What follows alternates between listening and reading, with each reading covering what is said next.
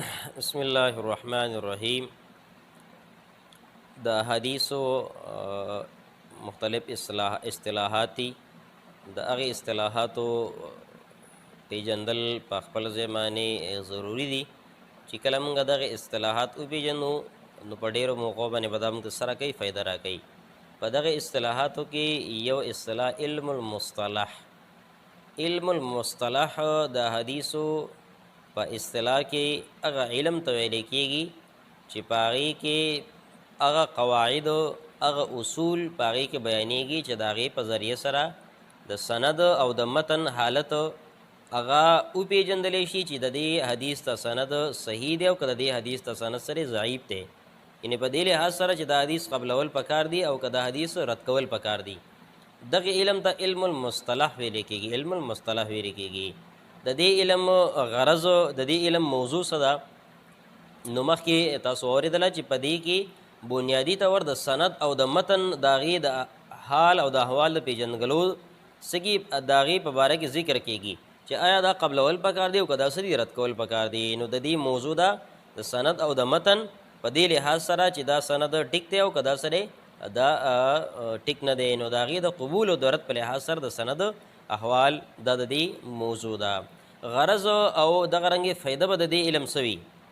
د دې علم فایده به دا شي چې دا صحیح او دا ضعیف احادیثو تمیز به وکړلی شي. ولې چې دا کم اصول او کم قواعد په دې کې بیان شوي دي، نو دا اصول او دا قواعد چې کله مونږ زده کړو نو په ډېرو موقعو باندې به مونږ د دې پہچان کولی شو چې آیا دا حدیث صحیح دی او که دا حدیث دا ضعیف دی. ټیک ده.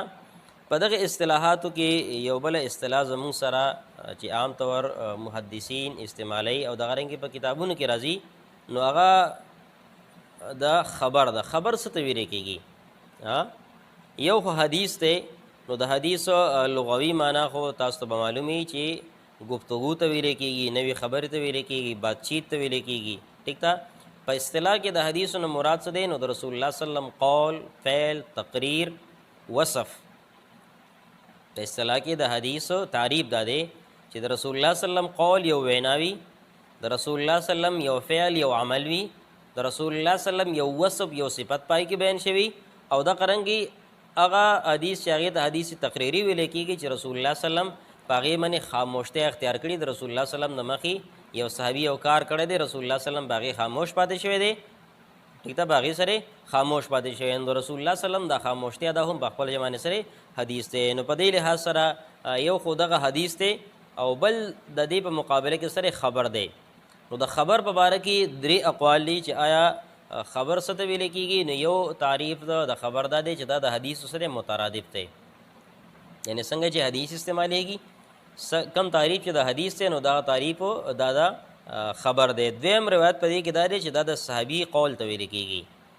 خبر د صحابي قول ته ویلی کېږي، صحابي قول ته ویلی کېږي. ټیک ده. او دریم قول په دې کې دا دی چې دا څه عام دي، یعنې دواړه د یو بل لپاره څه کېږي، دواړه د یو بل لپاره استعمالیدی شي. خو خبر د عام طور مونږه د صحابي د پیغمبر د قول نه علاوه د بل چا وینا ته مونږ څه وایي؟ دې ته مونږ خبر ورته وایو. څه ورته وایي؟ خبر ورته وایي. بل اثر. نو اثر دا هم حدیثو کې یو اصطلاح استعمالیږي.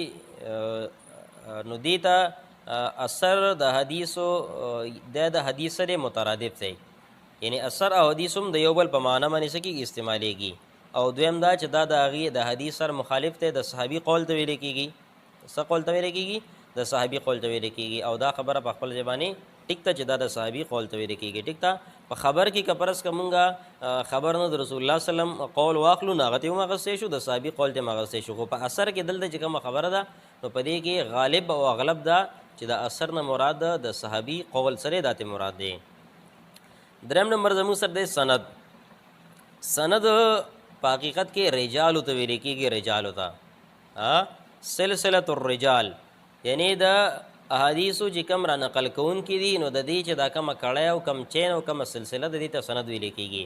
د پوهې دپاره یو مثال دا حدیث موجود دی چې د رسول الله صلی الله علیه وسلم دا حدیث را نقل کړی چا ده؟ ان فلان ان فلان ان فلان، لکه ان عثمان بن عفان، ان علي، ان ابي هريره. داسې نو دا چې د صحابه کرامو دا کم نمونه دي نو دې ته ویل کېږي سند ویل کېږي. دې ته څه ویل کېږي؟ سند ویل کېږي. دقه د راویانو دا کم نومونه چې کم دي، د راویانو دا کم نومونه د دې دا کومه چین او کومه کړی ده دې ته څه ویل کېږي؟ دې ته سند ویل کېږي. د دې په مقابله کې متن دی.